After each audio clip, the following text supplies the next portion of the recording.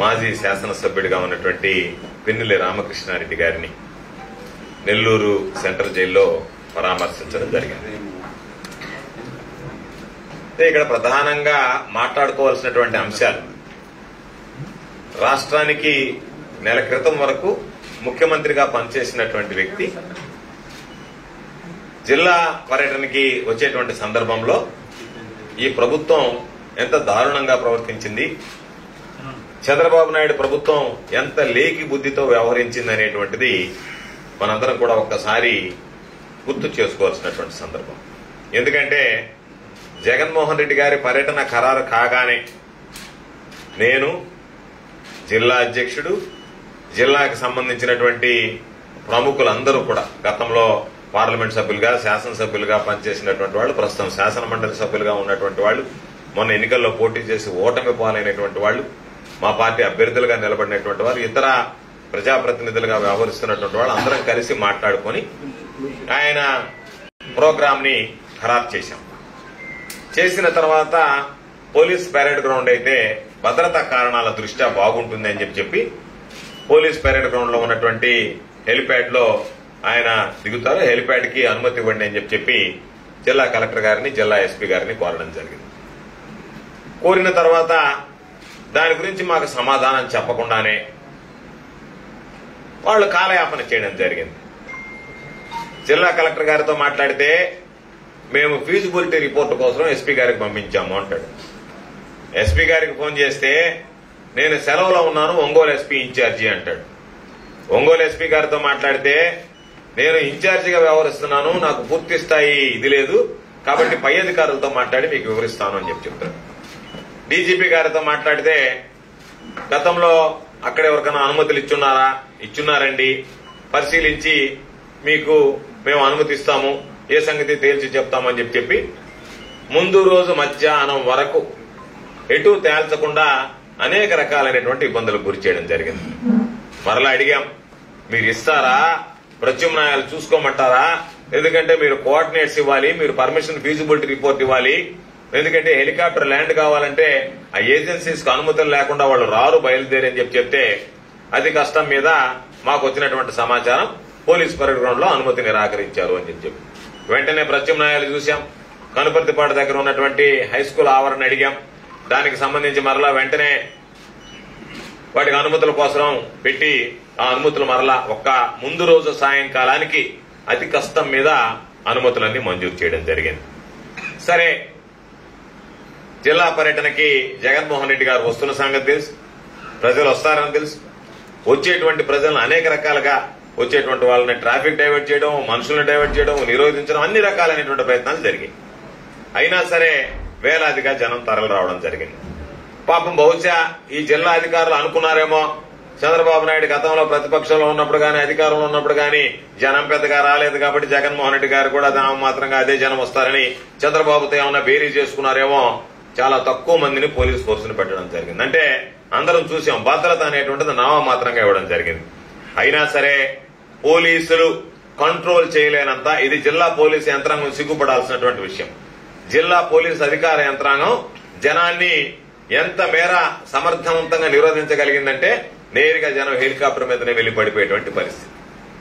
అంటే జనాన్ని నిరోధించడంలో పోలీసు అధికార యంత్రాంగం ఎంత వైఫల్యం చెందింది అంటే మీరు ఏమాత్రం అంచనా వేశారు, జనం ఎంతమంది వస్తారనేటువంటి అంచనా వేయడంలో మీ నిఘా వర్గాలు ఏమయ్యాయి, ఎంత వైఫల్యం చెందారు, మీరు నిరోధించడం మీద ఉన్నటువంటి దృష్టి, జనాన్ని రావడంలో నిరోధించడంలో ఉన్నటువంటి దృష్టి భద్రతా కారణాల మీద పెట్టకపోవడం అనేటువంటిది ఇది నిజంగా దురదృష్టం.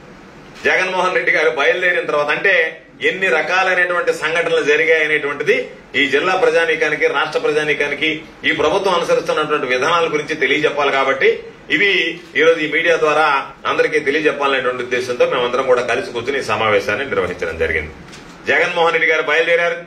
మరో 20-25 నిమిషాల్లో నెల్లూరులో ల్యాండ్ అవుతారు. ఆ సమయంలో జైలు సూపరింటెండెంట్, జైలు అధికారులు ఫోన్ చేసి ఇక్కడ ఏది సెంట్రల్ జైలు దగ్గర జగన్మోహన్ రెడ్డి గారిని చూడడానికి జనం వచ్చేశారు కాబట్టి ఆయనకంత ప్రజాదరణ ఉంది కాబట్టి జనం అక్కడికి వచ్చారు కాబట్టి మేము ములాఖత్ రద్దు చేస్తున్నాము అని చెప్పి ఫోన్ చేశారు. ఏమయ్యా ఎందుకు ములాఖత్ రద్దు చేశారు అని అడిగితే కారణాలు వారానికి 2 సార్లు ఇస్తారు. ప్రతిసారి అర్ధగంట సేపు ఇస్తారు. ఈ వారంలో ఒకటి సోమవారం నాడు ములాఖత్ అయింది. నిన్న జగన్మోహన్ రెడ్డి గారి కంటే కరెక్ట్ గా ప్రభుత్వం నిర్దేశించినటువంటి జైలు శాఖ నిర్దేశించినటువంటి నియమ నిబంధనల ప్రకారమే నిన్న ఆ ములాఖత్కు సంబంధించి అనుమతించడం జరిగింది. ఎవరు కూడా పాపం మేము ఉదారంగా వ్యవహరించామన్నారంటే ఎవరు ఉదారంగా వ్యవహరించాల్సినటువంటి అవసరం లేదు. ఒకరి దగ్గరికి వెళ్లి మీరు ఉదారంగా వ్యవహరించండి అని చెప్పి కోరినటువంటి సందర్భం లేదు. జైళ్ల శాఖ నియమ నిబంధనల ప్రకారమే 2 సార్లు ములాఖత్ వారానికి అవకాశం ఉంది కాబట్టి దాన్ని వినియోగించుకున్నాం తప్ప ఎక్కడ ఎక్కువగా వినియోగించుకున్నటువంటి పరిస్థితి లేదు. ఎక్కడ ఎక్కువ సమయం తీసుకున్నటువంటి పరిస్థితి లేదు. 6 గంటల సమయం అని చెప్పారు. 25 నిమిషాల్లోనే జగన్మోహన్ రెడ్డి గారు ములాఖత్ను కూడా పూర్తి చేయడం జరిగింది. దానితో మాట్లాడి అది ముగింపు చేయడం జరిగింది. కాబట్టి ములాఖత్ క్యాన్సిల్ అని చెప్పిన తర్వాత మేము చెప్పాం, మీరు ఏ కారణాల వల్ల ఈ రోజు ఉన్నటువంటి ములాఖత్ రద్దు చేస్తున్నారో మేము అక్కడికి వస్తాం జగన్మోహన్ రెడ్డి గారిని తీసుకుని మాకు చెప్పండి. ఇదిగో ఈ కారణాల వల్ల మేము ములాఖత్ రద్దు చేస్తున్నాము అని చెప్పి ఓ పక్క పోలీస్ యంత్రాంగాన్ని కూరుకొల్పడం జరిగింది. జగన్మోహన్ రెడ్డి గారిని వీలైతే కనుపర్తిపాడు హై స్కూల్లోనే ఆపితే ఏ విధంగా ఉంటుందనేటువంటి ప్రయత్నం. ఈ రోజు ఇక్కడ ఉన్నటువంటి పోలీసు కూడా జనాలు వేలాదిగా తరలొచ్చారు.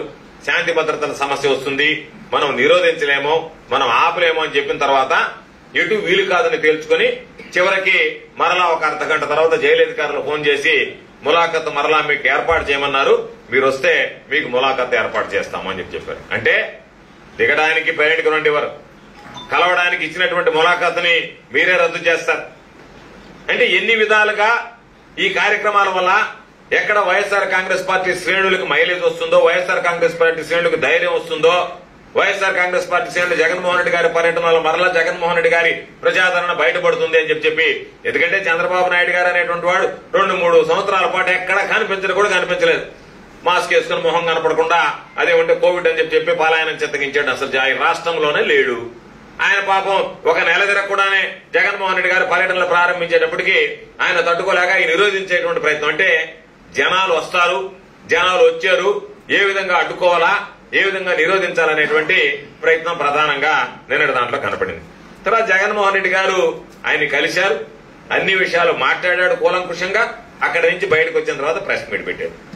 ప్రెస్ మీట్ పెడితే కొన్ని ఏలిక పాములు ఆడాయి, వాటి గురించి పెద్దగా పట్టించుకోబడలేదు. పాపం ఏదో ఆ ఏలిక పాములు లాంటి వాళ్ళు ఏదో కొంతమంది నెల్లూరు జిల్లాలో కూడా కొంతమంది మాట్లాడారు.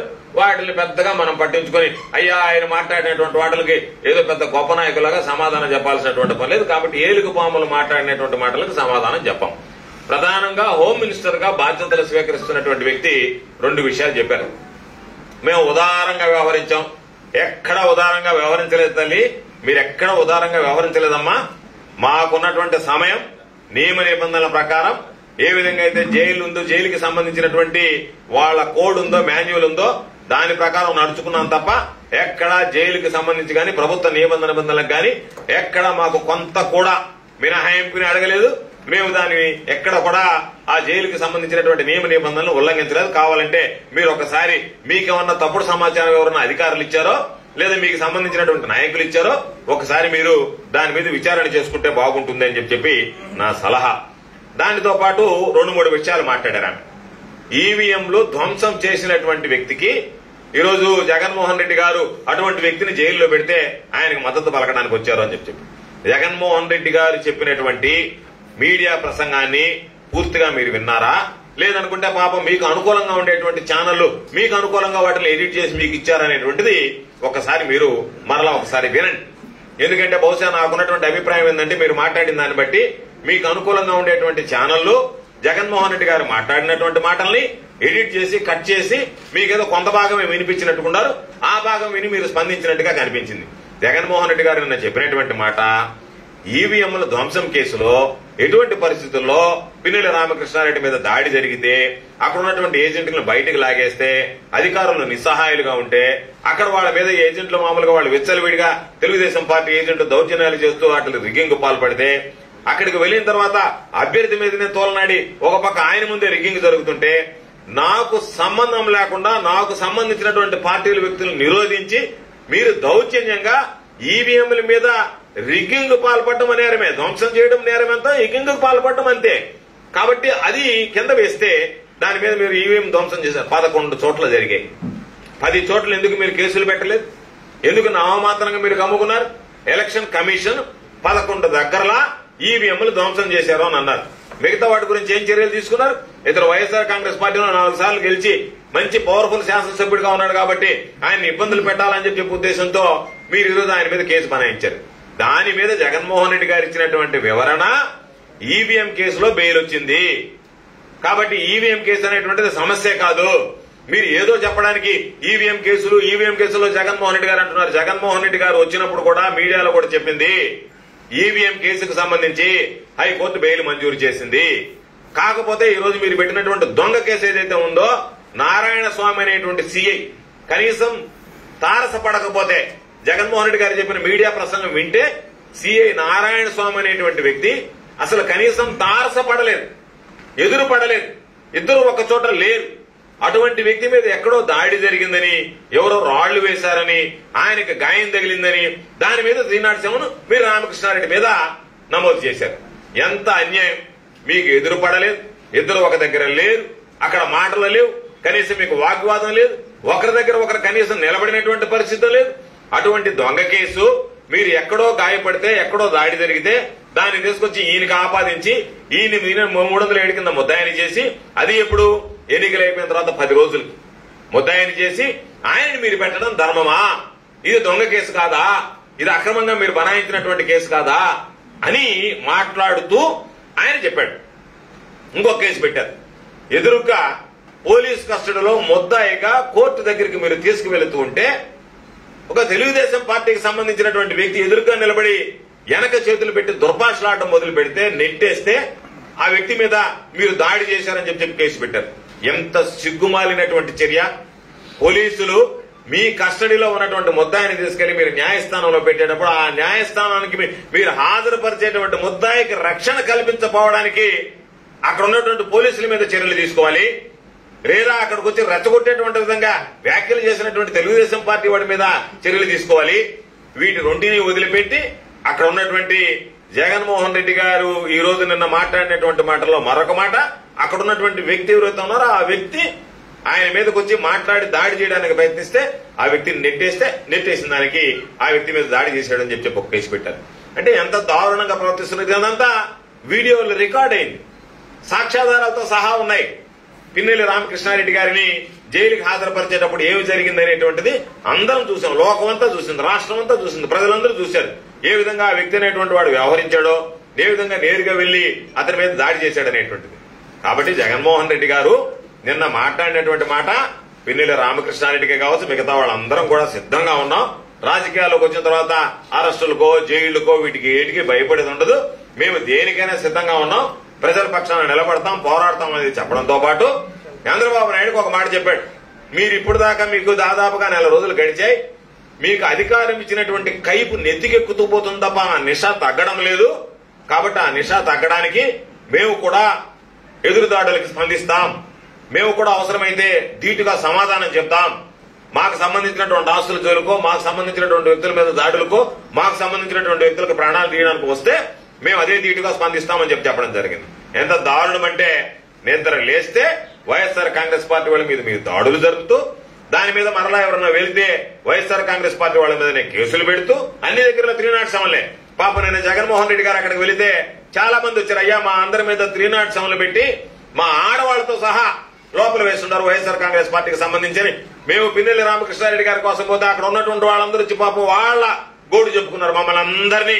మొన్న ఈ 4 రోజుల లోపల వైఎస్ఆర్ కాంగ్రెస్ పార్టీ వాళ్ళని చెప్పి మా మీద కేసులు బనాయించి వేశారని చెప్పి అక్కడ ఉన్నటువంటి మహిళలు పాప మా కుటుంబ సభ్యులు వచ్చి బోరును విలపించినటువంటి పరిస్థితి.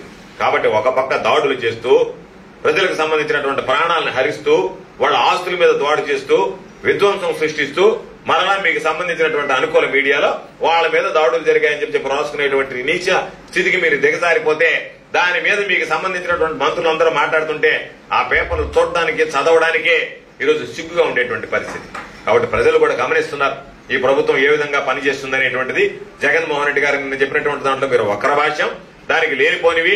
ఎందుకంటే ఎంత ఎక్కువ మంది జగన్మోహన్ రెడ్డి గారికి వ్యతిరేకంగా మాట్లాడితే చంద్రబాబు నాయుడు దగ్గర అన్ని మార్కులు పడతాయనేటువంటి తపనా తాపత్రయం కనబడుతుంది తప్ప హేతుబద్ధంగా ఇదిగో జగన్మోహన్ రెడ్డి గారు చెప్పినటువంటి వాదనలో పసలేదు, జగన్మోహన్ రెడ్డి గారు చెప్పింది ఇది కాదు, జగన్మోహన్ రెడ్డి గారు ఈ విధంగా మాట్లాడడం కరెక్ట్ కాదని చెప్పలేకపోతున్నారు. కాబట్టి వీటిని దృష్టిలో పెట్టుకుని నిన్న జగన్మోహన్ రెడ్డి గారి పర్యటన, వేలాదిగా జనం తదురులు వచ్చారంటేనే జగన్మోహన్ రెడ్డి గారికి వన్నె తరగనటువంటి అభిమానం, చెక్కు చెదరినటువంటి ప్రజా ఆదరణ నిన్న చూశాం. కాబట్టి దాన్ని చూసి తట్టుకోలేక ఈరోజు జగన్మోహన్ రెడ్డి గారి నెల్లూరు పర్యటనలో ప్రజాదరణ, వన్నె తరగినటువంటి ఆదరణ చూసి ఈరోజు పాపం తెలుగుదేశం పార్టీకి సంబంధించినటువంటి శ్రేణుల కడుపు మంటతో తట్టుకోలేక ఈరోజు రకరకాలైనటువంటి మాటలు మాట్లాడుతున్నారు. జగన్మోహన్ రెడ్డి గారి పర్యటన పూర్తి కాకముందు నిన్నే వైఎస్ఆర్ కాంగ్రెస్ పార్టీ శ్రేణుల మీద వాళ్ళ మీద దాడులు జరపడంతో పాటు వైఎస్ఆర్ కాంగ్రెస్ పార్టీకి సంబంధించి జగన్మోహన్ రెడ్డి గారి మీద ఆయన జైలుకు వెళ్లడమే నేరం అన్నట్టుగా, ఆయన ఏదో చేయకూడనటువంటి తప్పు చేసినట్టుగా రకరకాలైనటువంటి వ్యాఖ్యానాలు చేయడం మొదలుపెట్టారు. కాబట్టి జరిగినటువంటి వాస్తవం ఇది. జగన్మోహన్ రెడ్డి గారు చంద్రబాబు నాయుడు గారిని మా వారి మీద గనక ఇదే దాడులు కొనసాగితే ఖచ్చితంగా ప్రతి దాడులుంటాయి, యాక్షన్ కి రియాక్షన్ ఉంటుంది అని హెచ్చరించడం జరిగింది. దీనిని ఎవ్వరూ ఖండించాల్సినటువంటి పని లేదు.